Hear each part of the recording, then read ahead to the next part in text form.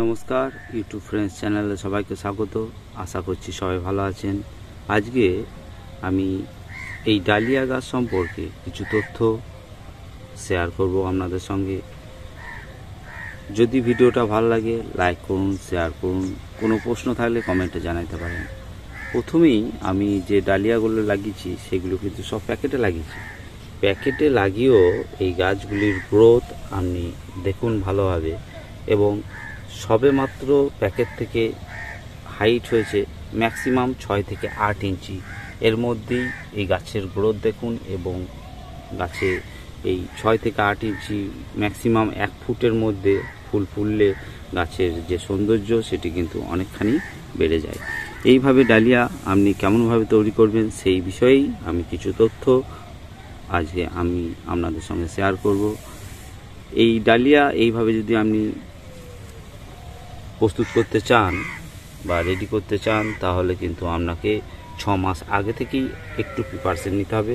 কিছুই না, মাটিটা শুধু 6 মাস আগে রেডি রাখতে হবে।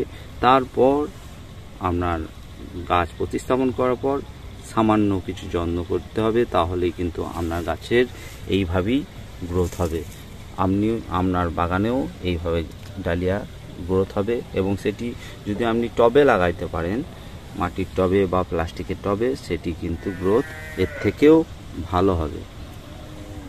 তাই 6 মাস আগে মাটিটা কেমনভাবে প্রস্তুত করবেন: 40% গার্ডেন সয়েল, 40% ভার্মি কম্পোজ, 5% শিংকুচি, 5% হাড় গুঁড়ো, 5% নিমখোল এবং 5% সরিষার খোল। তার সঙ্গে 2.5 থেকে 5 গ্রাম সাপ পাউডার ভালোভাবে মিশিয়ে নেবেন, এবং সেই মাটিটা কিন্তু একদম খোলা আকাশের নিচে রেখে দেবেন। তারপর সেই মাটিতে আপনি 6 মাস পর এই ডালিয়া গাছ প্রতিস্থাপন করবেন। দেখবেন গাছের কী হারে গ্রোথ হচ্ছে, এবং এটা কিন্তু খুব ভালোভাবে মনে রাখবেন, গাছের ডালিয়া গাছ যখনই প্রতিস্থাপন করবেন, সেটা প্যাকেটেই হোক বা টবেই হোক, প্রথমেই কিন্তু প্যাকেটে লাগাইলে ফুল একদম পুরোটাই কিন্তু আপনি প্যাকেট ভর্তি করে মাটি দেবেন না, অর্ধেক দেবেন। তারপর সেটা টবে লাগাইলেও অর্ধেক মাটি দেবেন।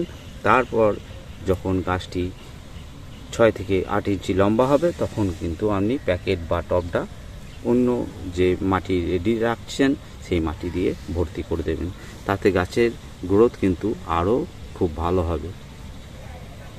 এই গাছটা দেখুন, আমি কিন্তু এই গাছটার মতো সমস্ত গাছই কিন্তু এই অল্প পরিমাণ মাটি দিয়ে রেডি করেছিলাম। প্রথমে প্যাকেটটা কিন্তু ভাঁজ করা আছে অর্ধেক, তারপর আমি কিন্তু পুরো মাটিটা ভরেছি যখন একটু হাইট হয়েছে। এটা কিন্তু আপনাদের দেখানোর জন্য শুধুমাত্র এই গাছটিকেই আমি মাটি পরিপূর্ণ করি নাই, বাকি সব প্যাকেটগুলোতেই মাটি ভর্তি করে দিয়েছি। আর আমার সমস্ত ডালিয়া কিন্তু প্যাকেটেই করেছি, তাতেই কেমন সাইজ হয়েছে এবং ফুলও আসছে। এটা আগাম লাগিয়েছিলাম, তাই গাছের গ্রোথটা দেখুন এবং ফুলগুলি দেখুন। এ তো গেল গাছ প্রতিস্থাপনের কথা বা মাটির কথা। এরপর গাছ প্রতিস্থাপন করার পর কেমনভাবে যত্ন করবেন। ডালিয়া গাছ খাবার এবং রোদ দুটি কিন্তু খুবই ভালোবাসে, সঙ্গে চান করতে। হ্যাঁ, ঠিকই শুনেছেন, যখনই আপনি ডালিয়া গাছে জল দেবেন তখন কিন্তু ডালিয়া গাছগুলিকে ধুয়ে দেবেন, তাহলে গাছের গ্রোথ কিন্তু আরও দ্রুত বৃদ্ধি পাবে।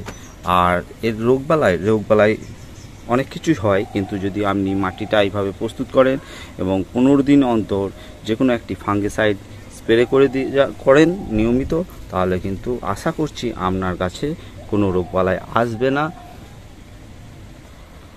আর 15 দিন অন্তর যখন আপনি ফাঙ্গিসাইড স্প্রে করবেন তখন গোড়াতে 6 থেকে 8টি 10-26 বা ডিএপির দানা আপনি গাছের গোড়ায় দেবেন এবং ভালোভাবে জল দিয়ে দেবেন।